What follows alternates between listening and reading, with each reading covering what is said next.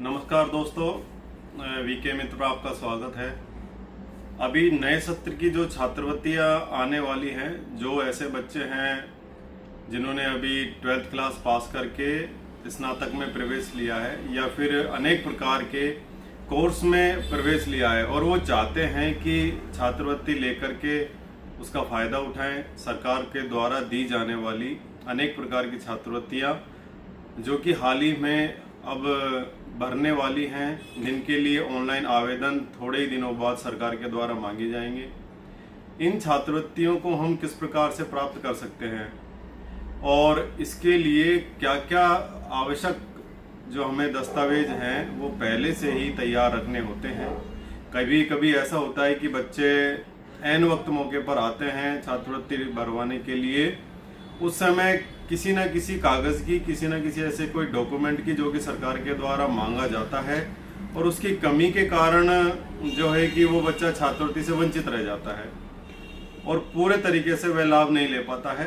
काफ़ी बच्चों को नुकसान उठाना पड़ता है। तो उसी को ध्यान में रखते हुए मैं आज की ये स्पेशल वीडियो बना रहा हूँ कि अब जो नए सत्र में छात्रवृत्तियों के फॉर्म भरे जाएंगे उसमें क्या क्या दस्तावेज हैं जो हमें सबसे पहले तैयार रखने हैं।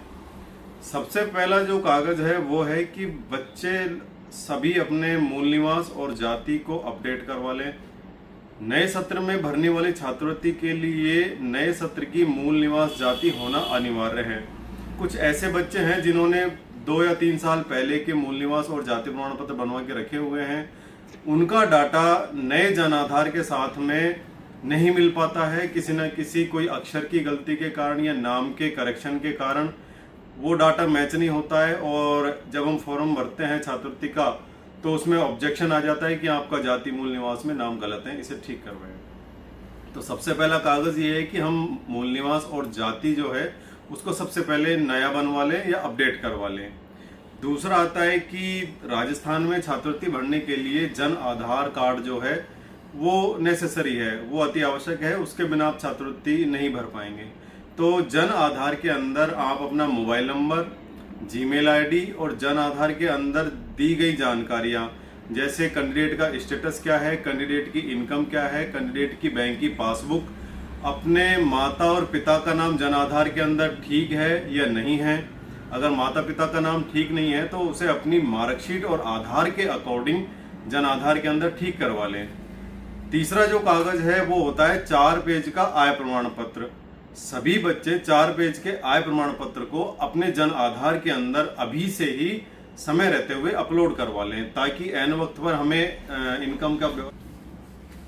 तो जन आधार के अंदर सबसे पहले अपना एक और चीज का और ध्यान रखें कि मोबाइल नंबर भी अपडेट करवा लें ताकि छात्रवृत्ति का फॉर्म, स्कॉलरशिप का जो हम फॉर्म लगाएंगे उसमें सबसे पहला OTP मोबाइल नंबर पर ही जाता है। तो एक ये अपना मोबाइल नंबर भी अपडेट करवा कर रखें।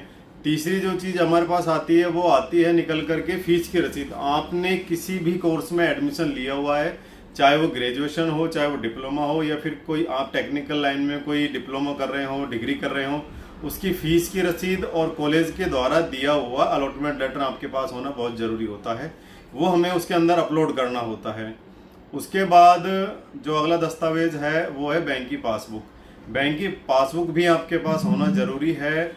किसी किसी केस में बैंक की पासबुक के अंदर फोटो और जो भी आपकी बैंक है उस बैंक के शाखा प्रबंधक महोदय के सिग्नेचर यानी कि सील के साथ होना जरूरी है। कभी कभी ऐसा होता है कि सील नहीं होती है तो कई बार छात्रवृत्तियाँ या फिर जो आप स्कॉलरशिप ले रहे हैं वो रिजेक्ट हो जाती है, जिसमें छोटे छोटे कारण निकल कर यही आते हैं कि बैंक की पासबुक के पेज पर फोटो नहीं थी या फिर फोटो तो थी लेकिन वो फोटो को सत्यापित नहीं किया गया था। तो बैंक की पासबुक भी आपके पास होना बहुत ज़रूरी है क्योंकि वो हमें अपलोड करनी होती है।